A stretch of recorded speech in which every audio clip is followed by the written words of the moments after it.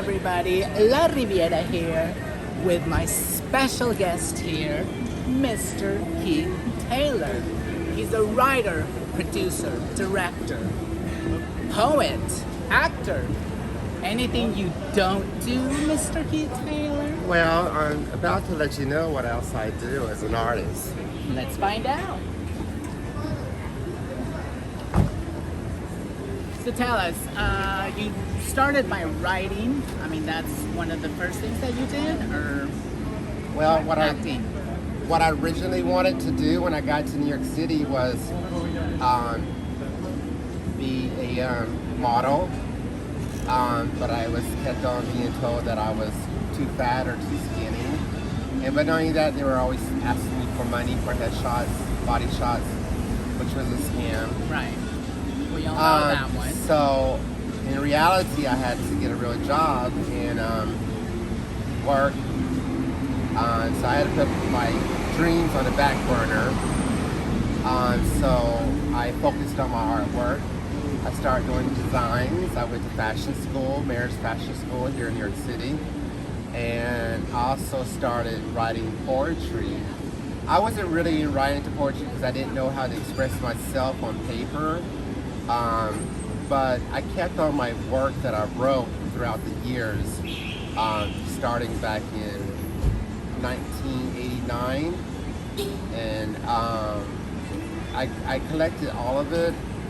So, but to speed you up to date, all my poetry from that time to 2016 is like 150 poetries, and I actually made a book called Carousel during the pandemic, which features all my poetry and some artwork that I've done throughout the time that I've been here in New York City, and also a few that were from back in the Midwest.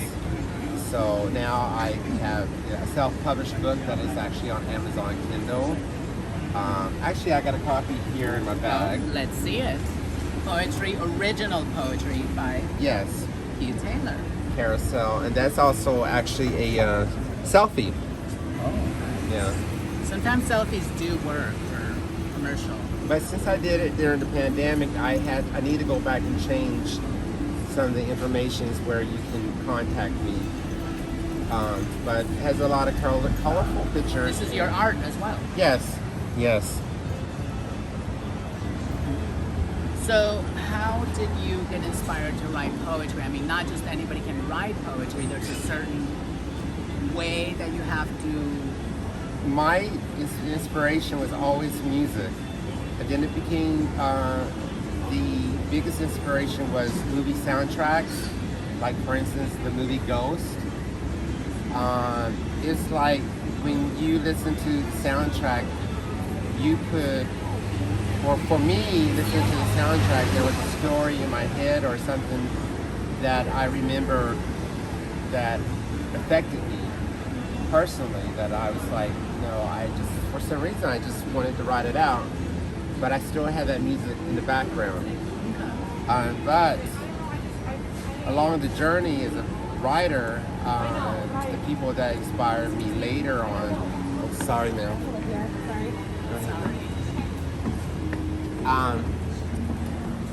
My biggest influence was arithmetics, analytics,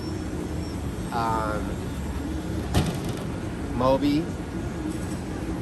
Who else? I know there's so many other people, but a lot of the stuff that I wrote was basically about my childhood and my experience here in New York City. And there's maybe a couple, maybe 5 or 6 other things that doesn't have to do with me. Of course, sort of kind of does. Like 9/11, I was here during 9/11. I actually rode my bike around the city after it happened, and it was amazing because it was like a movie. It was like being in the movie, what that movie called Escape from New York City. Yeah. And they had like army tanks. They had everything out there. They had people with machine guns, and it was just unbelievable. But at the end of the day, it's like, well, I didn't get off the island because I felt that what had happened, that wasn't part of me, or it shouldn't affect me because that's not who they were targeting. They were targeting the people, the higher people in the United States. Right. The politicians. Right. So when I It wrote did affect you in your everyday life. No, it didn't affect me in my everyday life. It's just I had to hear it in my everyday life. It didn't affect me at all because that wasn't my war. That was not my war. That was a war between the people who did it and the people who went to their land, tried to steal their oil. But my poetry that I wrote, when you read, it's called This Day 9/11. I was confused. Should I be scared or should I start trying to get off the island? But during that time, as time went by, I was like, nah, I'm not leaving. This is not my war. This is somebody else's war. This is somebody else's doing. I'm not the cause of it. They're not trying to kill me or my people. If you see where they attack, those are the people that they want to do. So, yeah, I get very personal in my book, Carousel, and Carousel also has incest, sexual abuse, rape, physical abuse by family members. It deals with all sorts of stuff. And there's certain friends of mine that are females that were always saying that, well, I can't read the rest of the book. It's just too dramatic and it's just sad. But I was like, I understand, but not everybody, has had I don't want to say perfect life, but this is the reality what some people go through. I'm not the only person that goes through what I went through. Because me and you, we can relate on certain levels. Yeah. But it is one of the things that I did during the pandemic is start working on stuff that I had on the back burner for the longest time. And when everything shut down during the pandemic, not knowing what was going to happen after or later on, and also I had got the COVID virus. Was it Corona or COVID first? I can't remember now. There were so many names for it. Yeah. I got it, but I didn't have no symptoms. But I got scared because I lost several friends very, very quickly. And the hardest part was not being able to say goodbye to them or not being there because they were in the hospital. Even their family members didn't know where they at. Then when they found out where they were at, they couldn't see them. And they died alone. And that's got to be the worst way to die, not being able to say goodbye to your loved ones. And they had a chance to say goodbye to them, but they were forced to stay out of the hospital because they didn't want the virus infecting them. Right. They didn't know at that time what was exactly going to happen. So I started doing my projects during the pandemic. For instance, Last Exit, which was a story about a transsexual hooking up with a skinhead, and they find out about each other's who they truly are in the motel room, and then they start to go back and forth. He wants to kill her. She hates him for being a skinhead, being racist. But there was sexual chemistry between them until they went to the motel and started taking their clothes off, because he's taking his clothes off. He has all these SWAT stickers. She's, undoing herself, but she only wants to try to give, oral sex. But he wants more and finds out that, finds out what's under the hood. Yeah, that she's pre-transition trans. Yes. So that story now was a Zoom. Yes. The Last Exit was a Zoom show, a short film. Yes. We'll tell them later on where they can find it and where they can see it. Then a play. Yes. And possibly a documentary. Tell us through that process. Well, the Zoom was easy, which I thought it was going to be hard, But the Zoom was, it was just, that gave me hope. And I saw how many people sat there and watched it. There was 40 to 50 people that watched it on Zoom during the pandemic. And they only got to see 2 of the scenes. They didn't get to see the first scene. It had such a good response, and I was like thinking, I didn't want to put anybody in put their life in danger or anything, but I asked the characters, the actors, not the characters, the actors if they would have liked to do a short film at their producers club here in New York City, in the bar. We had all access to the bar, so you know. And we filmed a short film that's 45 minutes long, with all the 3 scenes in it, including the bar scene. We had so many colorful characters.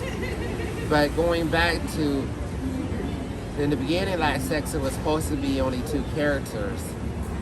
And I had that in my head. I had a lot of things in my head before that I wanted to do before the pandemic.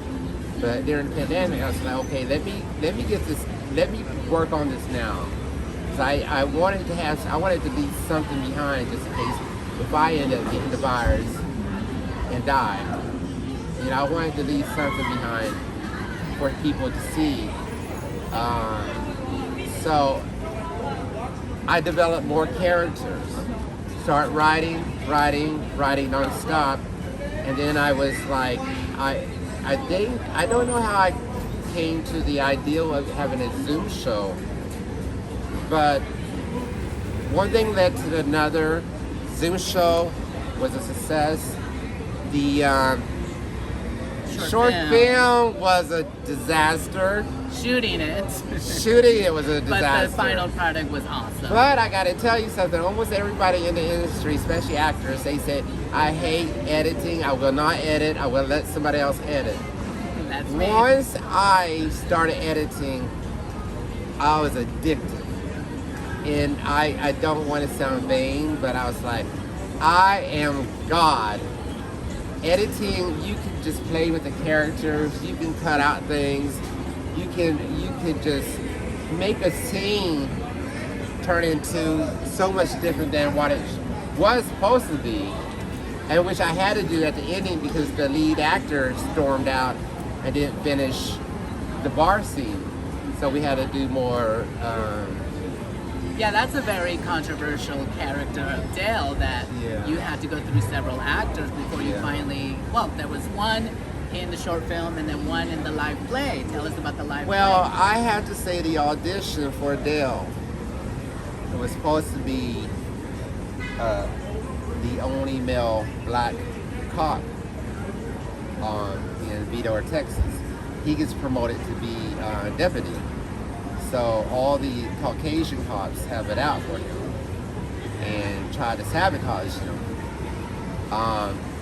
But in reality, the black actors that I knew for a long time, they wouldn't touch it. They wouldn't touch it because they didn't want to have any kind of interaction with transgender or transsexual. No. Even though it's acting, but they just felt it wasn't what they wanted to do in their careers. Yeah, and it's just the same way, you know, a lot of the straight actors are still in the closet, you know, or they won't associate themselves. Because if you look at Brokeback Mountain, there were so many actors that would not touch that. Right. And then the ones that did do the projects, they were made fun of. I mean, yeah, but that didn't come out till later, though. It was a lot of like hardcore sexual scenes. Yeah. So it's understandable with that, but you know, it is what it is. One of my first movies that I did was called The Hardest Love, and my friend at the time was the lead actor, and he was also one of the producers. He calls me up out of the blue. He says, "Are you busy tomorrow?" He said, "I got a part for you." The guy that was supposed to be playing the part bailed out. I was like, "Why did he bail out?" He said, "Well, because the character is a junkie and also a drug dealer, and he said that for his family to see him up on the screen portraying that kind of character, they would just I don't know what word to say, disown him. Oh, they would probably be ashamed of Ashamed of him or something more. because they were Catholic. Right. They were how you call those holy rollers? Religious fanatics. Yes, yeah. You know, And whatever. so he didn't do it, so I got the part. And funny thing about that is that it got a lot of awards through the New York City film festivals. We had sold out shows. I went to all the sold out shows, and the crowd was always different. You had a young crowd, you had a college crowd. Then we did the screening only for family members, which a lot of them were like grandpas, grandmas, aunts. The college kids loved my character. The grandmas and grandpas, after the movie ended, they would not even come up to me. Which show was it? That's called The Hardest Love movie. Oh, okay. With my friend Frankie Ramos, which I hope he's okay. I haven't heard from him for a while. But anyways, going back to Last Exit, so we did the film, not the film festival, we did the short film. And the play. Well, wait. After that, I submitted the film to 8 film festivals, which I think is a waste of time. It'll be my last time doing it. If you want to see my film, go to my Vimeo page, Keith Taylor 1984, which has all my stuff on it. Keith Taylor 1984 on Vimeo. Yes, right? yes. I don't or do your short films. Yeah, everything.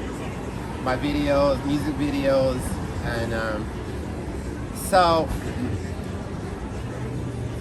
it hasn't been picked up by the film festivals.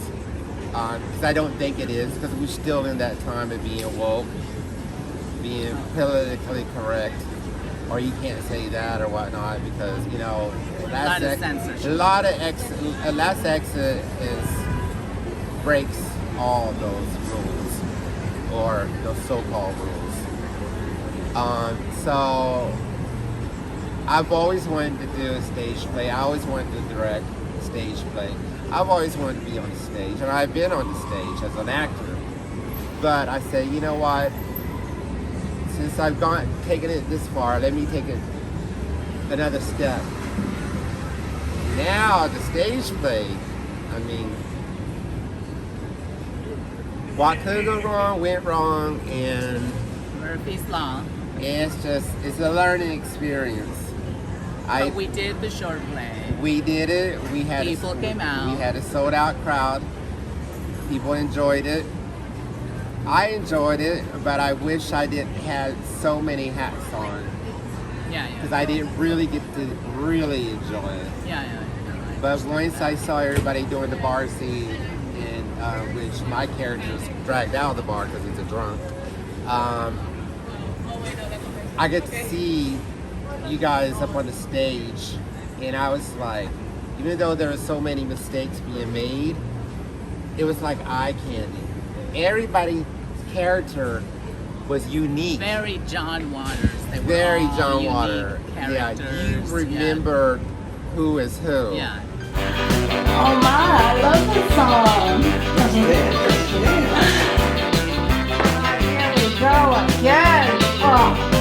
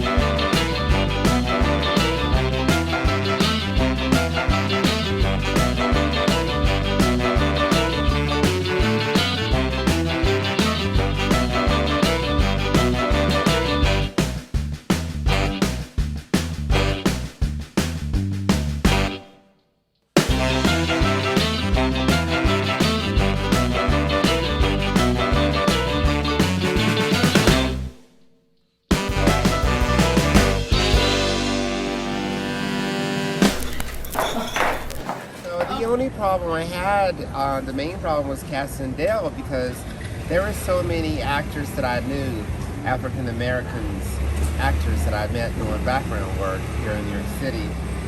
And they didn't want to touch it because of the fact there was going to be interaction with a transsexual. The character Lola is a transsexual, and once they found out there was going to be a sexual, interaction with her, they would give me so many excuses and they would just back out. But one of them was very honest, and he was like this: I cannot do it. I cannot have a sexual scene. But I was like, it's not like you're having sex. You're trying. It's acting. Yeah, and it's acting, exactly. And then when I auditioned for the play, it was the same shit. So, sorry. But I was like, finally, I just gave up. So I finally was like, I'm going to just have to turn Dale into a Spanish character. So that's what I did. Oh, but then for the play, we had an Indian from India actor Yes. playing the role. So it could be just as long as he was a man of color for the character. Yeah, because Vidor, Texas is actually a racist town that harbors people that are part of the Ku Klux Klan, and that is true to this day. They know exactly where they live at. So I actually did my background check about, the town itself, because I kept on hearing about this town that's in Texas, Vidor, Texas. So I was like, okay, that's where I'm going to base the scenes at, the bar at. But the bar is being changed throughout the years. And the bartender, she's completely a Donald Trump fan. Hey, Wanda! What? Wanda! Wanda! What? I'm falling, and I can't get up. Donald, I beg of you, please make my bar great again.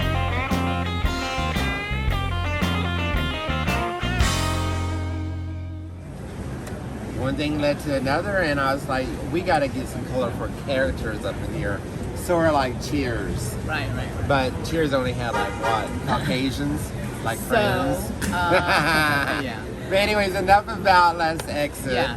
So that's you. They can watch the short film on Vimeo, Keith Taylor, 1984. Yes. Real quickly, I ask all my subjects to pick a spot in New York City where I can interview them. And we are here in St. Mark's Place. Tell us why we are here, Keith.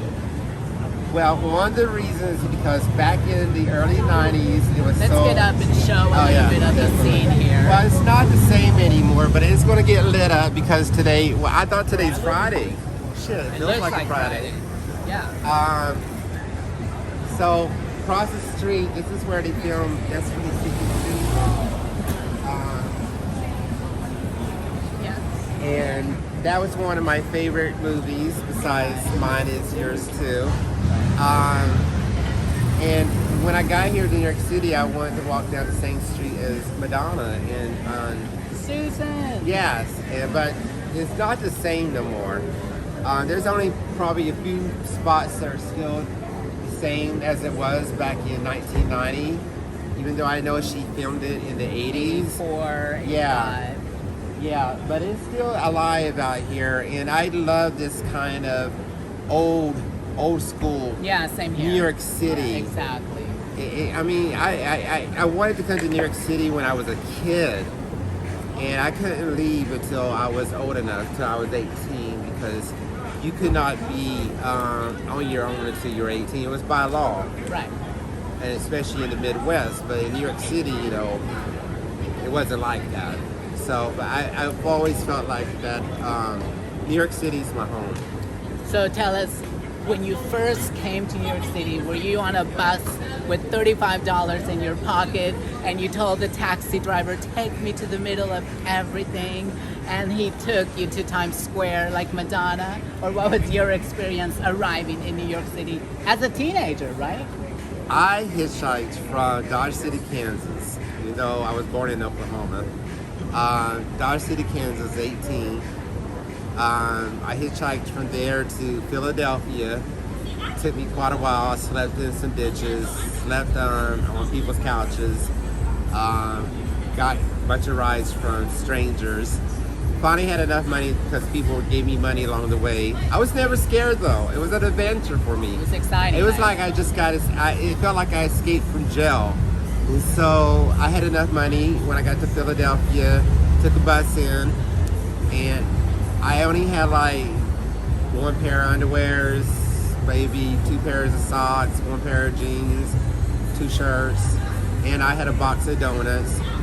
No $35. But I was broke, homeless, but I was the happiest person in the world. Freedom. Freedom. I understand that. I know that. That's a big thing. And I was able to, be me and be free and be proud of who I was. Wow, that's an awesome New York City story. Thank you so much. Keith Taylor, your socials real quick. How can they find you on Instagram? Instagram is going to be Keith Taylor 1984. Keith Taylor 1984 on Instagram. And also BMO, Keith Taylor 1984.